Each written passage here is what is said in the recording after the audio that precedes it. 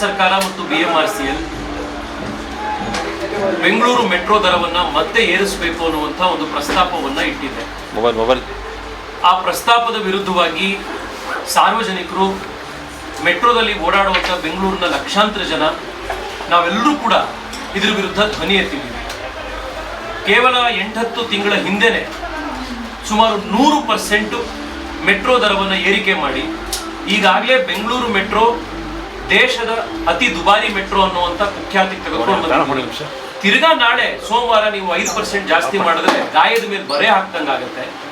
ತಿಂಗಳಿಗೆ 15ರಿಂದ 20 ಸಾವಿರ, ಕೆಲವು ಕಡೆ 25,000 ರೂಪಾಯಿ ಜನ ಬರೀ ಮೆಟ್ರೋದಲ್ಲಿ ಓಡಾಡೋದಕ್ಕೇನೆ ಬಳಸುವಂಥ ಅನಿವಾರ್ಯತೆ ನೀವು ಸೃಷ್ಟಿ ಮಾಡಿದ್ದೀರಿ ಅಂತ ಹೇಳಿ ರಾಜ್ಯ ಸರ್ಕಾರದ ವಿರುದ್ಧ ಇವತ್ತು ಕೇಂದ್ರದ ನಗರಾಭಿವೃದ್ಧಿ ಸಚಿವರಾದಂಥ ಮನೋಹರ್ ಲಾಲ್ ಖಟ್ಟರ್ ಅವರ ಜೊತೆಗೆ ನಾನು ದೀರ್ಘವಾದಂಥ ಫೋನ್ ಸಂಪರ್ಕದಲ್ಲಿ ನಾನು ಮತ್ತು ಆರ್ ಅಶೋಕ್ ಅವರು ಮಾತನಾಡಿದ್ವಿ.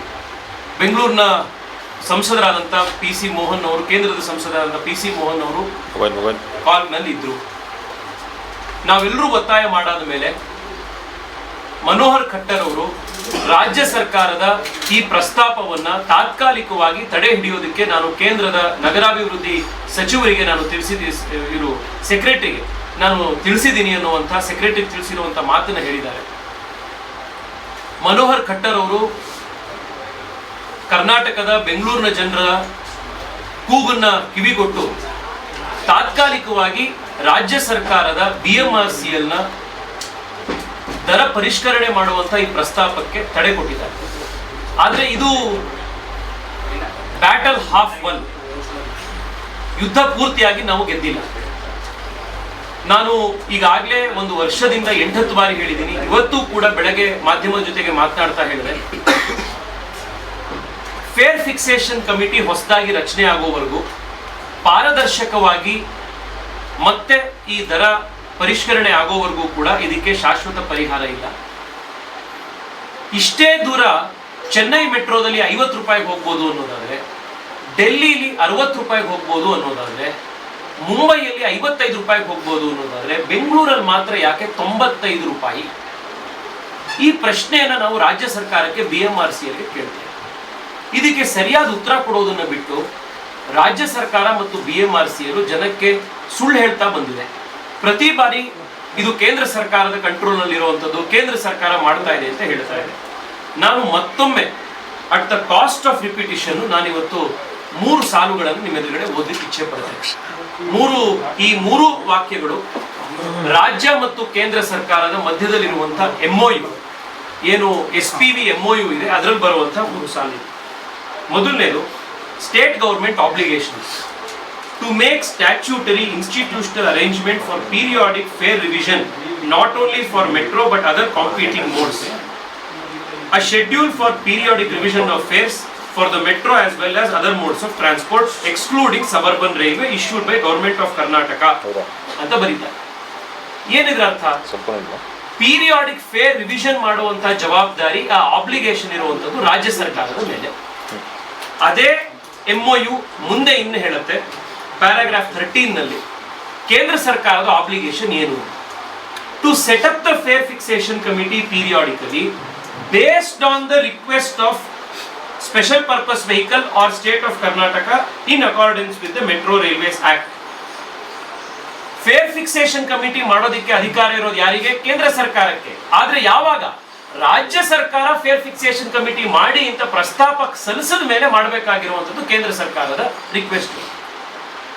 ಈಗ 2024ರಲ್ಲಿ ಏನ್ ಫೇರ್ ಫಿಕ್ಸೇಷನ್ ಕಮಿಟಿ ಮಾಡಿದ್ರು, ಅದಕ್ಕಿಂತ ಮುಂಚೆ ಈ ಫೇರ್ ಫಿಕ್ಸೇಷನ್ ಕಮಿಟಿ ಮಾಡಿ ಅಂತ ಹೇಳಿ 4 ಬಾರಿ ಪತ್ರವನ್ನ ರಾಜ್ಯದ ಸರ್ಕಾರ ಕೇಂದ್ರಕ್ಕೆ ಕಳಿಸ್ತು.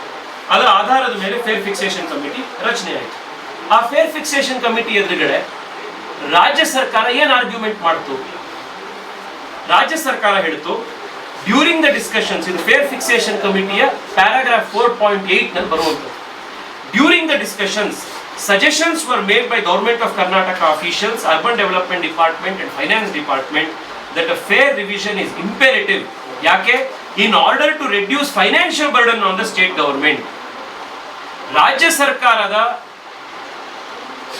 ಮೇಲೆ ಆರ್ಥಿಕ ಹೊರೆಯನ್ನು ಕಡಿಮೆ ಮಾಡುವಂತಹ ದೃಷ್ಟಿಯಿಂದಾಗಿ ದರ ಏರಿಕೆ ಮಾಡಬೇಕಾಗಿರುವಂಥದ್ದು ಅನಿವಾರ್ಯ ಅಂತ ರಾಜ್ಯದ ಅಧಿಕಾರಿಗಳು, ಫೈನಾನ್ಸ್ ಡಿಪಾರ್ಟ್ಮೆಂಟ್ ಅವರು, ಅರ್ಬನ್ ಡೆವಲಪ್ಮೆಂಟ್ ಡಿಪಾರ್ಟ್ಮೆಂಟ್ ಅವರು ವಾದ ಮಾಡ್ತಾರೆ. ಅಲ್ಲಿಗೆ ನಿಲ್ಲಿಸೋದಿಲ್ಲ, ಮುಂದೆ ಅವ್ರು ಏನು ವಾದ ಮಾಡ್ತಾರೆ. Further, the officials were of the view that fares should be revised annually by applying in annual automatic fare revision formula. ಈ ಕಳೆದ ಒಂದು ವರ್ಷದಲ್ಲಿ, ಒಂದು 6-8 ತಿಂಗಳ ಹಿಂದೆ ದೆಹಲಿದು ಕೂಡ ಫೇರ್ ಏರಿಕೆ ಆಯಿತು. ₹1 ₹2 ಜಾಸ್ತಿ ಆಯಿತು. ನಮ್ದು 100% ಜಾಸ್ತಿ ಮಾಡಿದ್ರು. ಬಟ್ ಅದರಿಂದ ನಾವಿನ್ನು ಚೇತರಿಸ್ಕೊಳ್ಳೋ ಅಷ್ಟೊತ್ತಿಗೆ ಆಗ್ಲೇನೆ ತಿರ್ಗಾ ದರ ಏರಿಕೆ ಸೋಮವಾರದಿಂದ ಪ್ರಸ್ತಾಪ ಮಾಡಿದ್ವಿ. ಈ ಆನ್ಯುವಲ್ ಫೇರ್ ರಿವಿಷನ್ ಬಂದಿದೆ ಎಲ್ಲಿಂದ? ದೇಶದ ಯಾವ ಬೇರೆ ಮೆಟ್ರೋದಲ್ಲೂ ಇಲ್ಲದೆ ಇರುವಂತ ಆನ್ಯುವಲ್ ಫೇರ್ ರಿವಿಷನ್ ನಮ್ಮಲ್ಲಿ ಯಾಕೆ ಬಂತು? ಫೇರ್ ಫಿಕ್ಸೇಷನ್ ಕಮಿಟಿ ಎದುರುಗಡೆ automatic annual fair revision formula ಮಾಡಿ ಅಂತ ಪ್ರಸ್ತಾಪ ಮಾಡಿರೋದೇ ರಾಜ್ಯ ಸರ್ಕಾರದ ಅಧಿಕಾರಿಗಳು. ಇದು ನಾನೇನೋ ಕಲ್ಪಿಸ್ಕೊಂಡು ಹುಟ್ಟಿಸ್ಕೊಂಡು ಹೇಳ್ತಾ ಇರುವಂತ ವಾದಗಳಲ್ಲ, ಸಾರ್ವಜನಿಕ ವಲಯದಲ್ಲಿರುವಂತ ಡಾಕ್ಯುಮೆಂಟ್ ಇದು. ಈ ಫೇರ್ ಫಿಕ್ಸೇಷನ್ ಕಮಿಟಿಯನ್ನ ಕೂಡ ರಾಜ್ಯ ಸರ್ಕಾರ ಹೋದ ವರ್ಷ ಸಬ್ಮಿಟ್ ಮಾಡಿದ ತಕ್ಷಣ ಸಾರ್ವಜನಿಕರನ್ನು ಮಾಡಲಿಲ್ಲ. ಇವರು ಪಬ್ಲಿಕ್ ಕಾಮೆಂಟ್ಸಿಗೆ ಸಾರ್ವಜನಿಕ ವಲಯಕ್ಕೆ ಬಿಡಲೇ ಇಲ್ಲ. ನಾನು ಹೈಕೋರ್ಟಿಗೆ ಕೇಸ್ ಹಾಕಿದೆ, ತೇಜಸ್ವಿ ಸೂರ್ಯ ವರ್ಸಸ್ BMRC. ಇವತ್ತು ನೀವು ಹೈಕೋರ್ಟ್ ನಲ್ಲಿ ಕೇಸ್ ಹಾಕಿ ನಿಮಗೆ ಜಡ್ಜ್ಮೆಂಟ್ ಆನ್ಲೈನ್ ಅಲ್ಲಿ ಸಿಗುತ್ತೆ. 6 ತಿಂಗಳು ವಾದ ಮಾಡಾದ ಮೇಲೆ ಹೈಕೋರ್ಟ್ ಎದುರುಗಡೆ ಉತ್ತರ ಕೊಡಕ್ ಆಗದಲೆ ರಾಜ್ಯ ಸರ್ಕಾರ ಅವಾಗ ಈ ಫೇರ್ ಫಿಕ್ಸೇಷನ್ ಕಮಿಟಿಯನ್ನು ಪಬ್ಲಿಕ್ ಮಾಡಿದ್ರು. ಫೇರ್ ಫಿಕ್ಸೇಷನ್ ಕಮಿಟಿಯನ್ನು ಮುಚ್ಚಿಡುವಂಥದ್ದು ಏನಿತ್ತು ಅದರಲ್ಲಿ? ಯಾಕೆ ಸಾರ್ವಜನಿಕರು ಹೊರಗಡೆ ತರಿಸಲಿಲ್ಲ? ಫೇರ್ ಫಿಕ್ಸೇಷನ್ ಕಮಿಟಿ ಹೊರಗಡೆ ಬಂದಿದ್ದಿದ್ರೆ ರಾಜ್ಯ ಸರ್ಕಾರದ ಅಧಿಕಾರಿಗಳು ಏನ್ ಆರ್ಗ್ಯುಮೆಂಟ್ ಮಾಡಿದ್ದಾರೆ ಫೇರ್ ಕಮಿಟಿ ಎದುರುಗಡೆ ಅನ್ನುವಂಥದ್ದು ಬಯಲಾಗತ್ತೆ ಅನ್ನೋ ಕಾರಣಕ್ಕೋಸ್ಕರ ಅದನ್ನು ಮುಚ್ಚಿಡುವಂತ ಪ್ರಯತ್ನ ಮಾಡಿದ್ದಾರೆ. ಇವತ್ತು ಕೇಂದ್ರದ ಸಚಿವರ ಹತ್ರ ಈ ಎಲ್ಲ ವಿಷಯಗಳನ್ನ ತಿಳಿಸಾದ ಮೇಲೆ ಅವರು ಒಂದು ಸ್ಪಷ್ಟವಾಗಿ ಹೇಳಿದ್ದಾರೆ, ರಾಜ್ಯ ಸರ್ಕಾರ ಹೊಸದಾಗಿ ಫೇರ್ ಫಿಕ್ಸೇಷನ್ ಕಮಿಟಿಯನ್ನ ಮಾಡಬೇಕು ಅನ್ನುವಂತ ಪ್ರಸ್ತಾಪ ಕೇಂದ್ರಕ್ಕೆ ಸಲ್ಲಿಸಿದ್ರೆ ಅದನ್ನು ಕೂಡ ನಾವು ಮಾಡ್ತೀವಿ ಅಂತ ಕೇಂದ್ರದ ಸಚಿವರು ನನಗೆ ತಿಳಿಸಿದ್ದಾರೆ. ನಾನಿವತ್ತು BMRCL MDಗೆ ಈ ಪ್ರೆಸ್ ಕಾನ್ಫರೆನ್ಸ್ಗಿಂತ ಮುಂಚೆ ಫೋನ್ ನಲ್ಲಿ ಮಾತನಾಡಿದ್ದೆ. ಕೇಂದ್ರದ ಸಚಿವರು ನನಗೆ ಮಾತನಾಡಿರೋದನ್ನ, ಕೇಂದ್ರದ ಸಚಿವರು ಕೇಂದ್ರದ ನಗರಾಭಿವೃದ್ಧಿ ಸೆಕ್ರೆಟರಿಗೆ ಕೊಟ್ಟಿರುವಂತ ಡೈರೆಕ್ಷನ್ಸ್ ಅನ್ನ ಅವ್ರಿಗೆ ಮಾಹಿತಿ ತಂದಿದ್ದೀವಿ. ಸೋಮವಾರ ನೀವು ಪ್ರಸ್ತಾಪಿಸಿರುವಂತಹ ಫೇರ್ ಹೈಕ್ ಅನ್ನ ಮಾಡಬಾರದು, ಅದಕ್ಕೆ ಕೇಂದ್ರ ಸರ್ಕಾರದ ಮಂತ್ರಿಗಳು ತಾತ್ಕಾಲಿಕವಾಗಿ ತಡೆ ಕೊಟ್ಟಿದ್ದಾರೆ ಅನ್ನುವಂಥ ಮಾಹಿತಿಯನ್ನು ಕೂಡ ಅವರಿಗೆ ತಿಳಿಸಿದೆ. ಇದಾಗಿಯೂ ಕೂಡ ರಾಜ್ಯ ಸರ್ಕಾರದ ಒತ್ತಾಯಕ್ಕೆ ಮಣಿದು BMRCL ಅಧಿಕಾರಿಗಳು ಫೇರ್ ಫಿಕ್ಸೇಷನ್ ಅನ್ನು ಕಡಿಮೆ ಮಾಡಲಿಲ್ಲ ಅಂತಂದ್ರೆ, ಈ ದರ ಏರಿಕೆಯನ್ನು ಜಾರಿಗೆ ತಂದ್ರೆ ಇನ್ನೂ ಉಗ್ರವಾದಂತಹ ಹೋರಾಟವನ್ನು ನಾವು ಅವ್ರ ಮೇಲೆ ಮಾಡಬೇಕಾಗುತ್ತೆ. ಎರಡನೇದು, ನಾನು ಅವ್ರಿಗೆ ಇದನ್ನು ಹೇಳಿದ್ದೆ, ಕೇಂದ್ರದ ಸಚಿವರು ಬಹಳ ಸ್ಪಷ್ಟವಾಗಿ ಹೇಳಿದ್ದಾರೆ, ಹೊಸ ಫೇರ್ ಫಿಕ್ಸೇಷನ್ ಕಮಿಟಿ ಮಾಡಿ ಅಂತ ನೀವು ಪ್ರಸ್ತಾಪ ಸಲ್ಲಿಸಿದ್ರೆ ಅದನ್ನು ಕೂಡ ಪರಿಗಣಿಸ್ತಾರೆ ಅಂತ. ಈಗ ಮುಖ್ಯಮಂತ್ರಿಗಳು ಮತ್ತೆ ಉಪಮುಖ್ಯಮಂತ್ರಿಗಳಲ್ಲಿ the ball is in their court. ಇಷ್ಟು ದಿವಸ ನೀವು ಆಟ ಆಡಿದ್ರಿ, ಕೇಂದ್ರ ಸರ್ಕಾರ ಮಾಡ್ತು, ಕೇಂದ್ರ ಸರ್ಕಾರದ ಕತೆ ಇದೆಲ್ಲ. ಅದು ಇವತ್ತು ಕೇಂದ್ರ ಸರ್ಕಾರದ ಮಂತ್ರಿಗಳು ತಾತ್ಕಾಲಿಕವಾಗಿ ತಡೆ ಕೊಟ್ಟು ನಮ್ಮ ಮುಖಾಂತರ, ರಾಜ್ಯದ ಸಂಸದರ ಮುಖಾಂತರ ನಿಮಗೆ ಬಹಳ ಕ್ಲಿಯರ್ ಆಗಿ ತಿಳಿಸಿದ್ದಾರೆ, ನಿಮ್ಮ ಡ್ರಾಮಾ ಬಂದ್ ಮಾಡಿ ಹೊಸ ಫೇರ್ ಫಿಕ್ಸೇಷನ್ ಕಮಿಟಿಗೆ ಹಿಂದೆ ಯಾವ ರೀತಿ 4 ಸತಿ ಪತ್ರ ಬರೆದಿದ್ರೋ ಅದೇ ರೀತಿ ಒಂದು ಪತ್ರ ಈ ಸತಿ ಬರೀರಿ, ನಾವು ಮಾಡ್ತೀವಿ ಅಂತ ಹೇಳಿ.